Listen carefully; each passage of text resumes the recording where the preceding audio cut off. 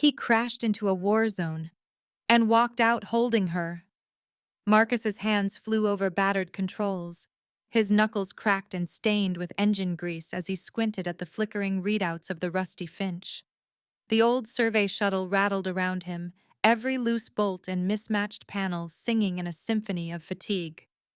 "Finch, give me a system sweep," Marcus barked, squinting at a diagnostic panel that stubbornly insisted his oxygen levels were fine. The AI's voice replied, dry and serenely unimpressed. "I would, Marcus, if my left sensor suite hadn't just decided to take up embroidery." He grunted, half amused, half exasperated. "Maybe we'll get lucky and hit a patch of quiet space for once." Finch's voice grew thoughtful. "Statistically, Marcus, your definition of lucky and reality have not overlapped in 73 standard cycles." Before Marcus could retort, a shriek split the cockpit, a warning alarm, high and shrill. The hull shuddered violently, red lights bloomed. Outside, the darkness fractured. Lances of searing energy cut through the void, peeling away chunks of the Finch's battered frame. "Marcus," Finch said, voice perfectly calm, "both hull integrity and your luck are now critically compromised." Marcus hurled himself toward the escape pod hatch as the floor pitched beneath his boots. Sparks rained down. Through a jagged viewport, he glimpsed a bloom of twisted metal spinning away, a shape like a ship, but wrong, impossibly angular, weapons still glowing with the echo of destruction. "What the hell is that?" he shouted, slamming his fist against the manual release. "Unknown attackers," Finch observed. "Alternatively, a rogue gravity anomaly. My money is on neither being friendly." Panels exploded, searing his arm. Marcus bit down on a yell, yanking the emergency release. The pod's hatch hissed open, smoke curling from the interior. A final blast sent the Finch spinning, and Marcus tumbled inside, sealing the hatch with shaking fingers. "Finch," he managed. The AI's voice echoed, static-laced and fainter. "Marcus, try not to die. I'd hate to be bored in the black." The pod launched with a bone-rattling roar, tearing free as the Finch broke apart in a rain of debris. Marcus's world became a blur of alarms and juddering descent. He fought the controls, guiding the pod toward the ochre-hued planet below. Heat scorched the windows, and he prayed the shell would hold as gravity crushed him into his seat. The pod hit the atmosphere like a thrown stone. Marcus's teeth clattered. He glimpsed a world swirling with orange dust and jagged ridges. The ground rushed up, a flash of curved stone, blinding light, then impact. He awoke to the shriek of his own heartbeat and the whine of ruptured hydraulics. Blood trickled from his brow. The pod's hatch had buckled, but a weak push sent it grinding open. Marcus staggered out, boots crunching on sand the color of dried blood. He blinked, dazed. The world had transformed. He stood in the center of a colossal amphitheater, ringed by soaring, fossil-bone arches. The stands overflowed with thousands of feline-like beings, Linari, whose golden eyes shimmered with anticipation. Their lean, muscled bodies pressed forward, tails lashing, voices rising in a crescendo of excitement. Below, in the sandy arena, two massive Linari combatants circled one another, claws flexing, armor glinting with dark, organic sheen. Every movement seemed ritualized, heavy with tradition. High above, on a platform of carved basalt and bone, sat a figure who radiated command. Princess Syrah, her auburn hair streaked with black, golden eyes cold and bright beneath elegantly elongated ears, her broad shoulders framed by battered, scarred armor. Every mark on her metal organic plates told a story. Every line of her jaw spoke of battles won and burdens carried. Marcus barely had time to process it. A thunder of gates thrown wide echoed through the arena. The crowd's anticipation turned to terror as a monstrous Linari beast burst forth, a creature built for violence, all sinew and predatory grace, clad in splintered armor daubed with old blood. Its amber mane bristled, and its jaw dripped with froth. The two warriors turned, weapons raised, but the beast barreled past them, all purpose and fury. Its yellow eyes fixed on the platform where Syrah sat. In that instant, Marcus understood. This was no ordinary contest. The beast had become wild, uncontrollable, hungry for the princess herself. The Linari guards on the platform froze, torn between training and the iron bonds of tradition that forbade intervention in sacred trials. Syrah's hand tightened on the hilt at her hip, but even she seemed momentarily stunned. Marcus saw only one thing: a life in peril. He sprinted across the sand, lungs burning, as the beast mounted the platform in two powerful bounds. Syrah rose, drawing herself to her full height, her jaw set in defiance. "Move!" Marcus roared. He hit Syrah with his full weight, tackling her aside just as the beast's claws swiped through the air where her throat had been. The impact sent them both sprawling. Pain exploded along Marcus's side. The mining suit absorbed the first blow, but claws shredded the outer plating, slicing into flesh. Marcus gasped, rolling to his knees. The beast loomed over him, hot breath reeking of blood. He fumbled for a weapon, fingers closing around a jagged shard of podhull half buried in the sand.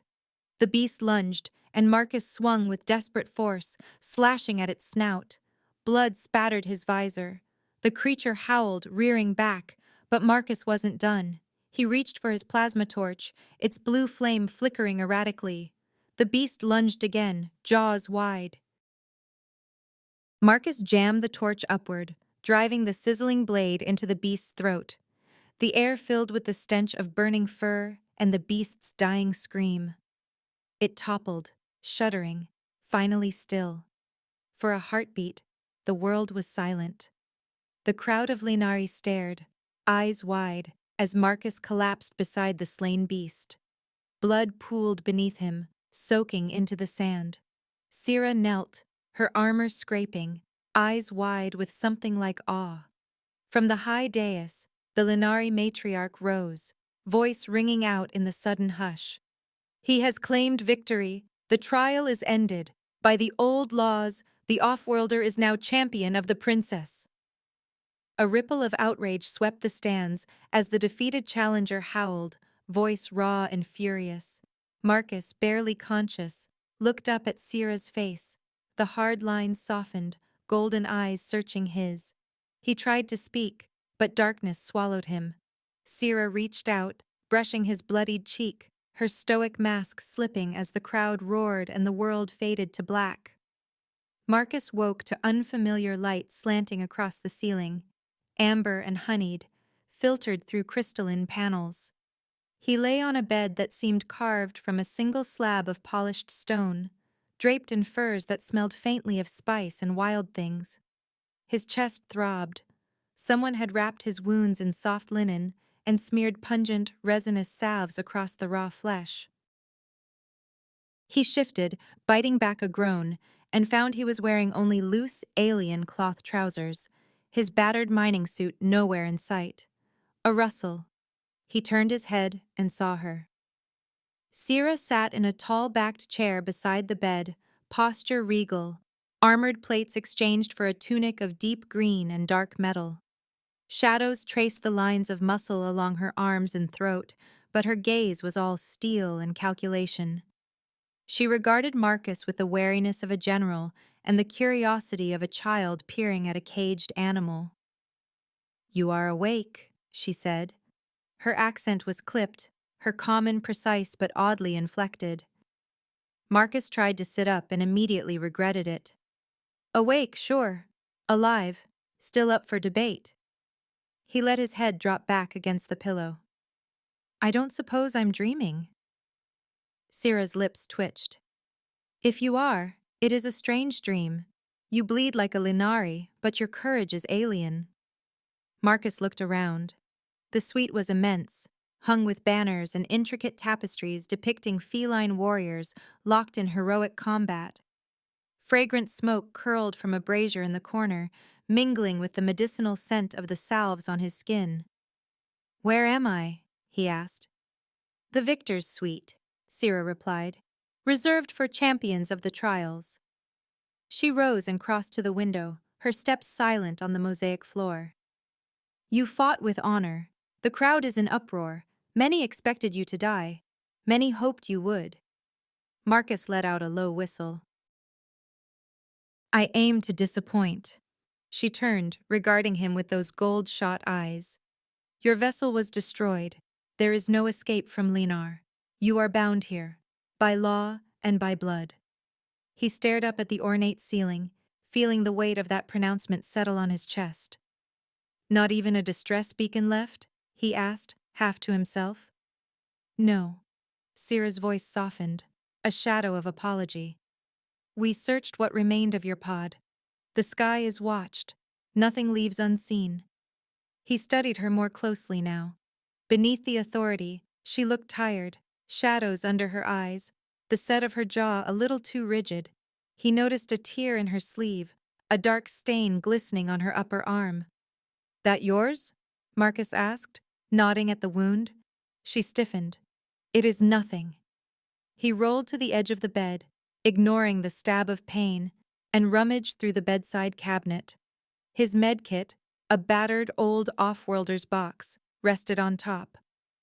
"Let me see. I owe you that much after nearly getting you killed." She hesitated, bristling with pride and uncertainty.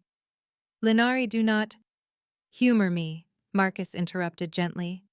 "Or is it tradition to bleed out after being rescued?" Syrah's mouth pressed into a thin line, but she extended her arm.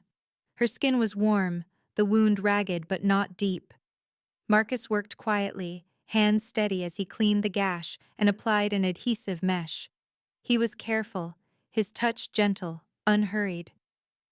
"You treat wounds as if they are precious," Syrah murmured, watching his face. "I've patched up plenty," he replied softly, focusing on the injury. "Just never on someone who saved my life in return." She studied him, eyes flickering with something almost soft. "Most Linari males would see this as a mark of shame. They would boast, not offer comfort." "I'm not a Linari male," Marcus said, finishing his work. "And I don't see shame in surviving." For a long moment they sat in silence. The air between them shifted, no longer tense, but not yet easy. Syrah's posture relaxed, and she flexed her fingers experimentally. "Your world," she asked. "Do you have contests like ours?" Marcus gave a crooked smile. "We call them bar brawls. Less ceremony, more bruises." She laughed then, short and surprised, a sharp bark that softened the angles of her face.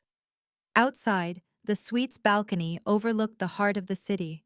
Marcus could hear the low roar of thousands of voices carried on the wind, chanting, shouting, arguing. The noise seemed to bleed through the thick stone walls, a reminder that the events in the arena had set something vast in motion. He caught Syrah glancing toward the doors, her jaw tight. "Trouble brewing?" She nodded. "The regent, my father, and the challenger you defeated. They demand your exile, or worse.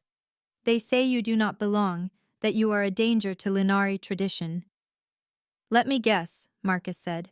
"The crowd's got opinions?" Her lips quirked. "They have many. Some see you as a hero. Others, a curse." She paused, gaze dropping to the floor. "Our laws are old. The matriarch alone decides your fate." As if summoned, the heavy doors swung open. 2 Linari guards entered, their armor gleaming. Between them strode the matriarch, ancient, her fur gone silver, her eyes sharp as obsidian knives. She moved with a deliberate authority that made even Syrah straighten. "My princess," the matriarch intoned, bowing her head. She turned her gaze on Marcus, studying him with an unreadable expression. Syrah inclined her head. "Matriarch, you honor us." The elder's gaze flicked to the healing gash on Syrah's arm, then back to Marcus. "You have brought change, off-worlder. The sand still bears your blood. I did what anyone would, Marcus said, voice rough.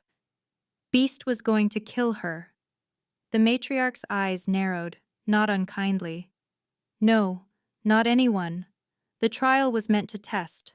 The beast was not meant to be unleashed, only to frighten, to drive out false champions. But something failed. The creature turned savage, beyond our design. She looked to Syrah. Yet he acted without thought for glory. He shielded you as one shields kin. Syrah's composure faltered. You knew the risks? The matriarch nodded. A protector is chosen not by strength alone, but by heart.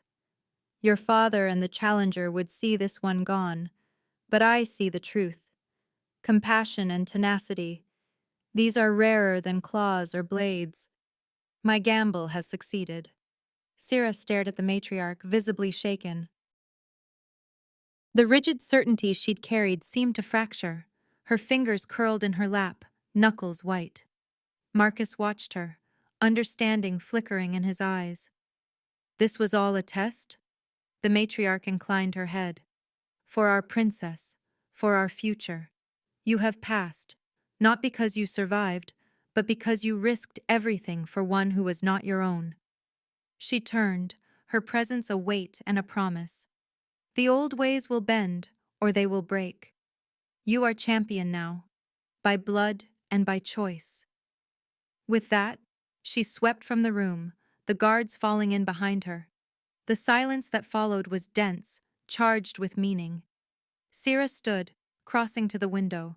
Her shoulders rose and fell in a deep breath, eyes distant as she stared over the city's rooftops. Marcus sat on the edge of the bed, watching her. You all right? He asked quietly. She did not turn, but her voice was softer than before. I thought I knew my path. I thought I would fight, and rule, and die alone if I must.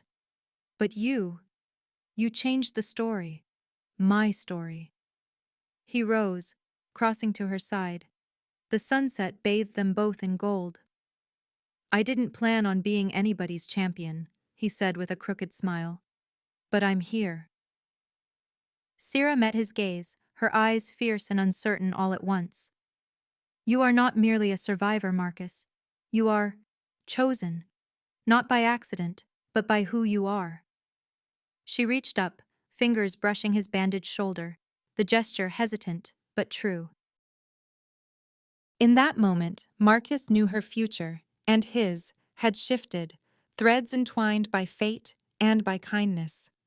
Together, they looked out at the city, both changed, both uncertain, but no longer alone. The doors of the victor's suite thundered open before dawn, slamming into the stone with enough force to rattle the tapestries. Marcus jerked upright, half wrapped in the furred blanket, his heart still struggling to catch up to his waking mind. The challenger stood in the threshold, flanked by two grim-faced guards. His eyes, cold and predatory, fixed on Marcus with seething hate. His ceremonial armor was gone, replaced by raw leather and bandages. Only the challenger's pride remained unbroken, and that, Marcus could see, was a wound that would never heal. He strode forward, voice loud enough to carry through the halls.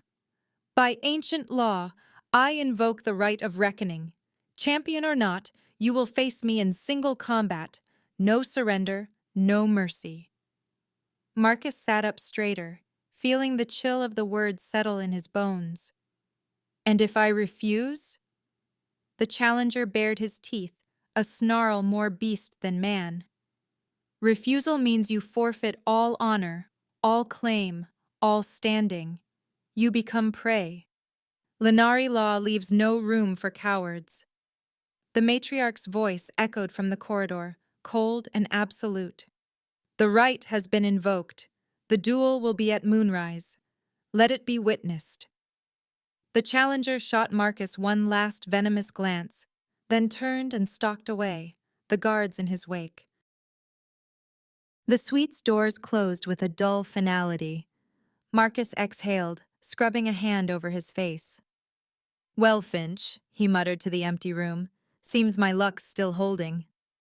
He spent the day in uneasy solitude, the palace a fortress of ritual and expectation. Servants brought food he couldn't eat and armor he couldn't decipher. Sunset found him sitting on the cold balcony floor, watching the city's lights flicker on, one by one, like distant embers. A soft footfall behind him. Syrah entered, her presence electric even before she spoke. You should be resting, she said, voice low. Marcus shrugged. Hard to sleep knowing I'm on tomorrow's menu. She leaned against the balustrade, moonlight catching the sharp line of her jaw. The challenger will fight with everything. Rage, tradition, years of training. If you face him as a Linari, you will die. He looked at her, feeling the air thick with unspoken things. Then I won't fight like a Linari. I'll fight like me. Syrah stepped closer. You must use what he cannot predict. Our rules do not bind you. The duel is to the death, but the method is not sacred. Trickery is not forbidden. Marcus's lips curved in a crooked smile. Now you're speaking my language. She hesitated, then reached out, her clawed hand coming to rest on his chest, just over his heart. The contact startled him. Her touch was warm, almost reverent. Are you afraid? She whispered. He covered her hand with his, the gesture awkward and utterly sincere. Yeah. I'd be a fool not to be, but I don't plan on dying alone.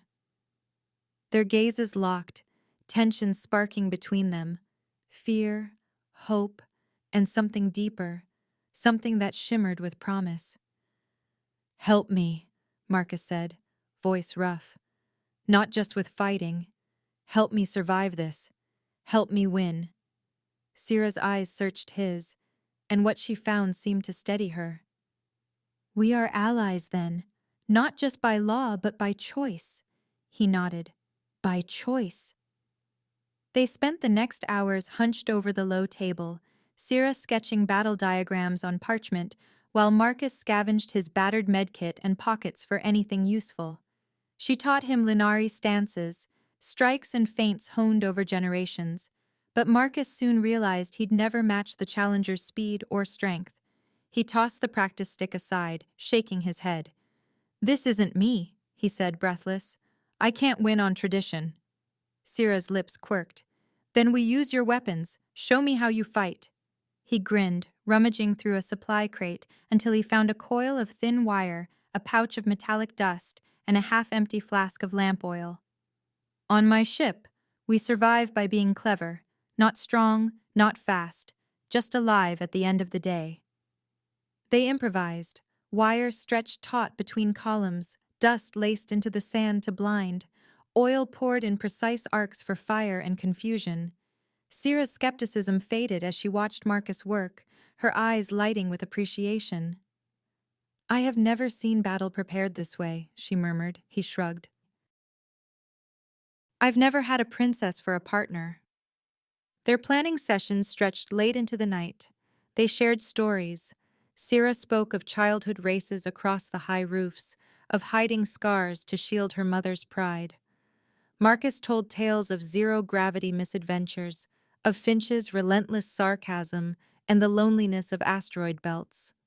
Laughter snuck in, tentative at first, then freer. One evening, as a storm rattled the palace windows, Syrah sat beside Marcus, drowsy from exhaustion. She leaned into him, head resting against his shoulder. He glanced down, surprised by the trust in her posture. You can sleep, you know, he murmured. I won't let the challenger in. She made a non-committal sound, eyes already closed. Marcus reached for the fur throw and draped it over her, careful not to wake her. For a moment, he simply watched her sleep, armor set aside, face unguarded. Something in his chest ached, fierce and protective. When she woke, dawn bleeding through the curtains, she found herself cocooned in warmth. She blinked, disoriented, then saw Marcus beside her, already awake. You stayed, she said softly. Didn't want you to catch cold, he replied, bashful. She stared at him, an unfamiliar emotion flickering across her face. She reached for him, claws gentle, and before she could think twice, she pressed her lips to his. The kiss was tentative at first, uncertain, searching. Marcus responded, his hand cupping her jaw, and the moment deepened. Passion flared, fierce and urgent. All the tension, fear, and longing of the past days burst into a single, breathless embrace. They broke apart only when the need for air became overwhelming, their foreheads pressed together. Syrah laughed, a low, delighted sound. "You are nothing like the Linari men." "And you're nothing like anyone I've ever met," Marcus murmured, thumb brushing her cheek. For the first time since his crash, he felt the ground steady beneath him. Their differences no longer a gulf, but a bridge, each alien, each familiar. They spent the last hours before the duel side by side, refining their plans, trading secrets, and stealing glances that spoke of new possibilities. What began as an alliance of necessity had become something unbreakable, a partnership forged in danger, sealed in trust, and kindled by the fire of something far more than survival. The first night after their pact, Marcus and Syrah slipped from the victor's suite beneath a moonless sky, their footsteps muffled by dust and anticipation. In the silent halls of the palace, they moved as one, lovers and co-conspirators, hearts pounding with the thrill of danger and the promise of each other. Syrah led the way, ears twitching at every sound. "2 sentries at the northern arch," she whispered, her tail flicking in agitation.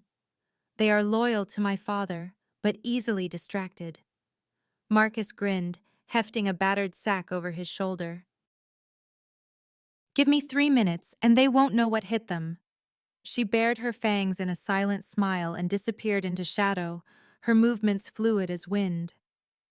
Marcus crouched behind a crumbling pillar, heart hammering as he watched Syrah emerge into the torchlight, her stride imperious.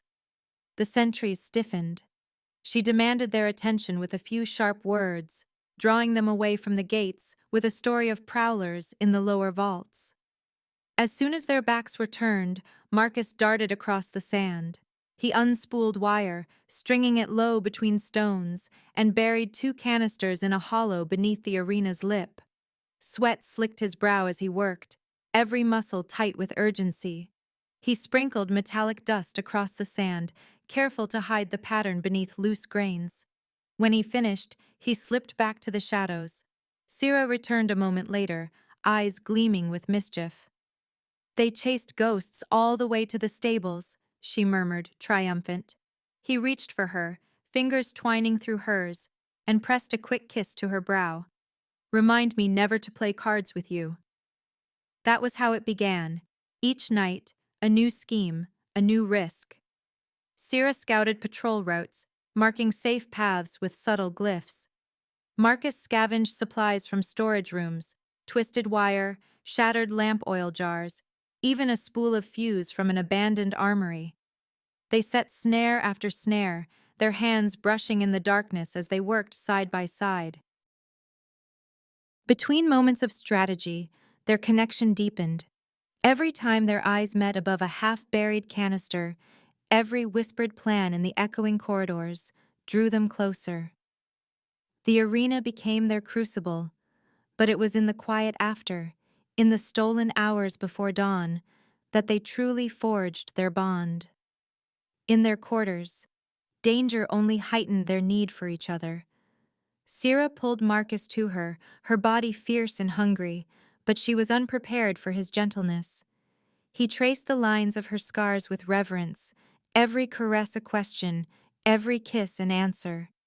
He sought her pleasure with a patience she had never known, treating her not as a conquest, but as a partner, an equal.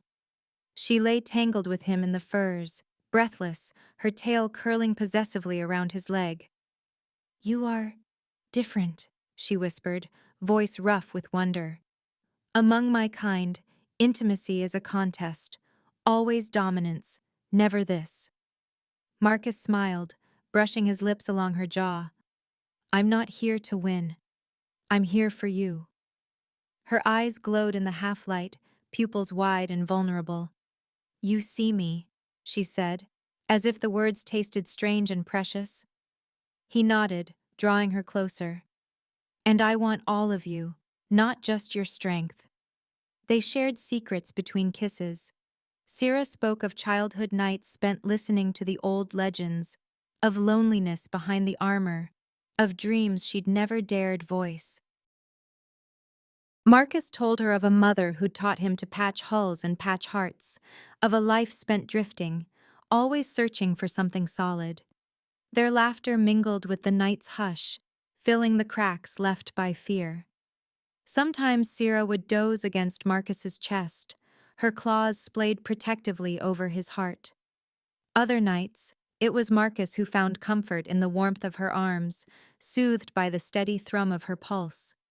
In the days they trained, Syrah demonstrating Linari strikes, Marcus teaching her to rig triggers and set traps with a miner's cunning. They argued, teased, and challenged each other, never backing down. Respect bloomed, fierce and wild, rooted in honesty. One afternoon, Syrah watched Marcus coil wire with deft hands, admiration and desire warring in her gaze. You are not afraid to show weakness, she observed. Marcus looked up, grinning. I've learned that pretending to be invincible gets you killed, or alone. She considered that, her tail flicking thoughtfully. Among the Linari, vulnerability is a flaw. He shook his head, moving closer. With me, it's a strength. It means you trust me. She touched his cheek, claws retracted, her voice a low promise. Then I will trust you, with everything. Each night, their passion blazed brighter. Syrah, once the unyielding warrior, found herself unraveling beneath Marcus's hands, his tenderness an antidote to the world's hardness. He cherished her, body and soul, and she responded with a devotion fierce enough to burn. Her tail twined around him, possessive and protective, as she whispered her hopes into his skin. You are mine, she breathed one night, voice shaking with awe and hunger. He kissed her deeply, laughter trembling between them. And you're mine. For the first time, Syrah allowed herself to be cherished. Marcus became the anchor she'd never believed she could find. She marveled at how he listened, how he saw her, not just as a symbol, but as a woman with her own fears and desires. Together they were stronger. Their plans grew sharper, their trust absolute. The stakes of the coming duel pressed down like a storm, but neither flinched. Instead, the danger forged them, unbreakable. One night, lying tangled together after a session of whispered plotting and slow kisses, Marcus traced the shape of Syrah's ear, reverence in every touch. We're really doing this, he murmured, wonder thick in his voice. She smiled against his throat. We are, and we will win, not just the fight.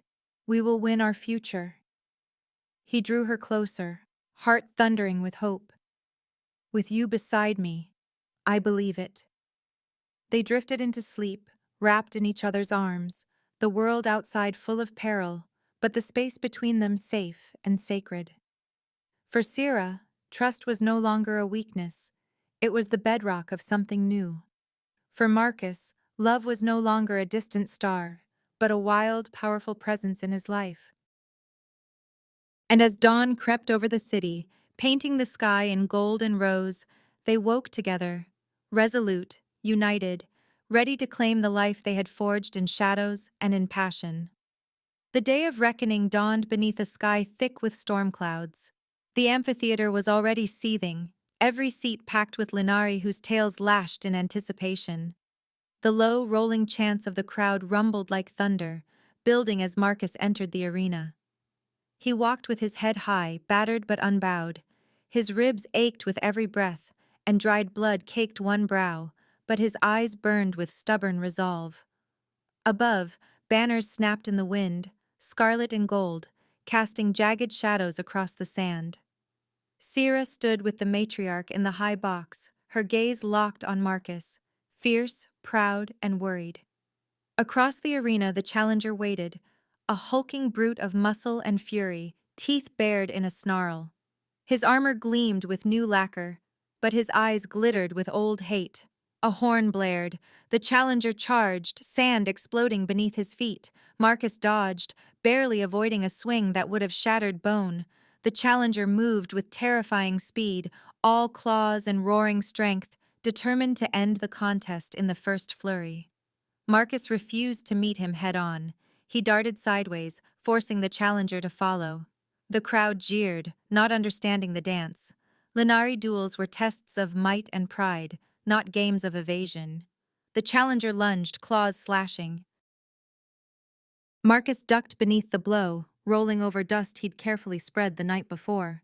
He kicked up a swirl of metallic powder. The challenger charged through it, suddenly blinded, coughing as the glittering particles clung to his eyes and mouth. Marcus grinned through the pain, running for the next marker. The challenger thundered after him, enraged. Marcus led him across the arena to a shallow depression where lamp oil soaked the sand. As the challenger closed, Marcus flicked a spark from a hidden striker. Flames roared up in a sudden wall, forcing the challenger to stumble back, singed and furious. The crowd gasped, voices rising in confusion and awe. Sira leaned forward, her claws gripping the railing. "He's doing it," she breathed. The challenger regained his footing, rage twisting his features. He charged again, and this time Marcus wasn't quick enough. A heavy fist caught him across the ribs. Pain exploded, the world flashing white. Marcus hit the sand hard, coughing blood. "Yield!" the challenger spat, looming over him. Marcus shook his head, forcing himself to his knees. "Not today." He lurched away, drawing the challenger into a narrow corridor between toppled pillars. There, Marcus's wire trap waited, almost invisible. The challenger barreled ahead, and his feet tangled. With a grunt, he went sprawling, armor scraping as he crashed into the sand. Marcus staggered upright, vision blurring. The crowd, expecting a contest of brute force, watched in stunned silence as their champion outwitted, not overpowered, his opponent. The challenger rose with a roar, murder in his eyes. This time, he landed a savage kick to Marcus's side. Marcus crumpled, agony stealing his breath. He tasted iron, felt broken bones shift with every gasp. But he did not yield. Somehow he forced himself up, legs shaking. The challenger, shocked by his resilience, hesitated just long enough. Marcus led him, limping, bleeding, toward the arena's center, to a patch of sand marked by a subtle glyph. With the last of his strength, Marcus lunged, grabbing a hidden cord. He yanked hard. A concealed net snapped upward, ensnaring the challenger in a web of wire and weighted knots. The Linari bellowed, thrashing, but the net only tightened. For a heartbeat, the arena fell utterly silent. Marcus stood swaying, blood trickling from his lip, every muscle screaming for rest.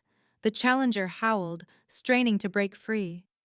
The crowd waited, breath held, for the final blow. Marcus limped to his opponent, seized the challenger's ornate spear, and raised it high. He could feel thousands of eyes on him, the weight of tradition demanding blood. He looked at Sira. Her golden eyes were wide, shining with hope and terror. Marcus drove the spear into the sand at the challenger's feet, not flesh. The shaft quivered, upright, defiant. "She is not a trophy!" Marcus's voice rang out, rough but unbroken. "Her life is not mine to win, but to protect." A shocked hush swept the stands.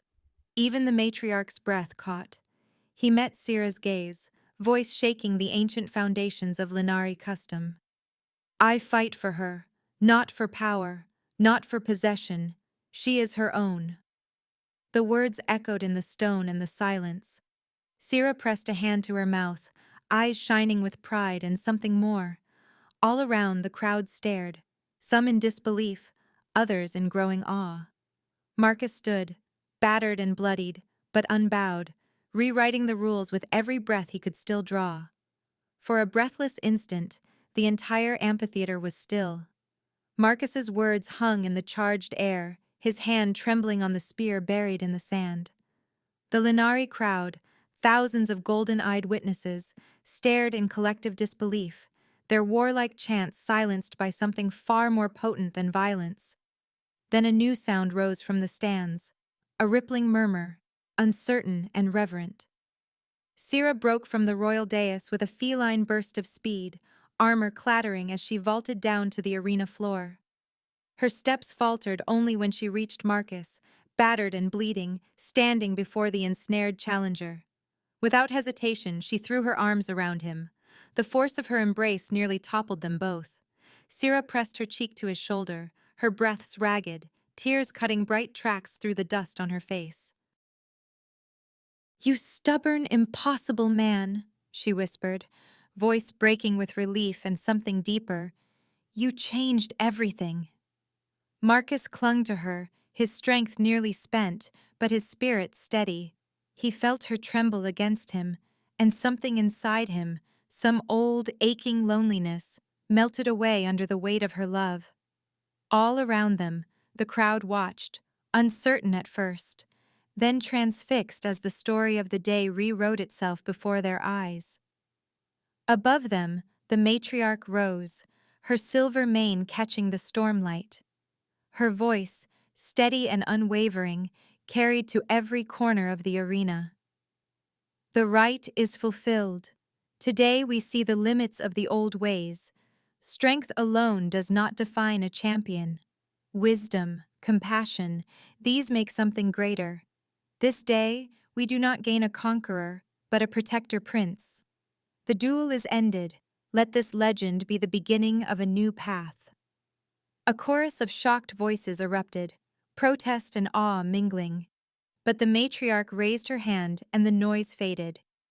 "Let this choice bind us," she declared, "not in chains, but in hope." The challenger, still tangled in the net, let his head fall in defeat. Around the arena, the youngest Linari looked not to him, but to Marcus and Sira, warrior and off-worlder, now something more. Sira kept her arms around Marcus as the crowd began to shift, the seeds of a new story sown in their hearts. "You should rest," she murmured, her voice fierce and gentle all at once. He managed a faint, blood-flecked grin. "After you make sure I'm not missing any important pieces." Together they made their way from the arena, the press of eyes following them. Sira's grip was strong, her presence a shield as much as a comfort. She led him through winding passages back to their chambers, every step a small victory over the pain that threatened to drag Marcus under. The suite was quiet, lit only by the late afternoon sun. Sira settled Marcus on the broad stone bed, her movements uncharacteristically tender. She fetched a bowl of water and soft cloths, then sank to her knees beside him. He watched as she cleaned his wounds with infinite care, the tips of her claws gentle as feathers. She washed the blood from his face, dabbed ointment on split skin, and pressed cool compresses against swelling bruises. Her brow furrowed in concentration, and she worked in silence until his breathing eased. Marcus caught her hand. "You're good at this," he rasped. Her ears flicked, uncertain. "I was trained to fight, not to heal." He squeezed her fingers. "You learn fast." She looked up, golden eyes luminous with emotion. "You risked everything for me. For us. My people will need time, but I am yours. Not as a prize, but by choice." He reached for her, and she climbed onto the bed beside him, curling up close. Her tail slipped over his leg, a soft, possessive weight. Marcus let out a shaky sigh, exhaustion finally overtaking the adrenaline. They lay together in the hush, the city outside slowly coming to terms with the revolution that had begun in the sand. After a while, Sira's voice broke the quiet. "The old stories, they never end this way. The hero kills, and the prize is claimed. But you..." Her words caught, uncertain. Marcus shifted, wincing. I never liked those stories. I like ours better. She rested her head on his shoulder, tracing the lines of his palm with a claw. You make me want to believe in something gentler. He smiled, a slow, lopsided curve that made her blink. You could start by believing in smiles. She frowned, self-conscious. I do not know how. Not truly. Marcus rolled carefully onto his side, propping himself up with an elbow. It's easy. You just let yourself feel it. Let yourself be happy for a moment, even if the world is still a mess. She studied him, her face a study in hope and fear. Show me. He reached out, thumb brushing her cheek, and smiled again. This time Syrah mirrored the gesture, her lips curving up, awkward, uncertain, but true. Like that? She asked, breathless. He nodded. Exactly like that. They held the fragile moment, laughter trembling just beneath the surface. Syrah's tail tightened around him, and she leaned into his warmth. Together, in the hush after chaos, Marcus and Syrah dreamed aloud, of a world remade, not by strength, but by trust. Of a future where a princess and her protector prince could build something lasting out of kindness, resilience, and the love they had found in the wild heart of upheaval. And in that quiet, their smiles became the first bricks in a new legend, one that would echo far beyond the arena's broken sand. That's the end of the story. You can leave us a tip or become a channel member. This greatly helps our team improve the quality of our videos. You can send a tip using the Super Thanks button right below the video. We truly appreciate each and every one of you who has subscribed and supported us. Please do not forget to subscribe to our channel, like the video, and write in the comments what you liked most about this story. Our team will be very grateful to you. You can find even more fascinating stories on our channel. See you in the next video.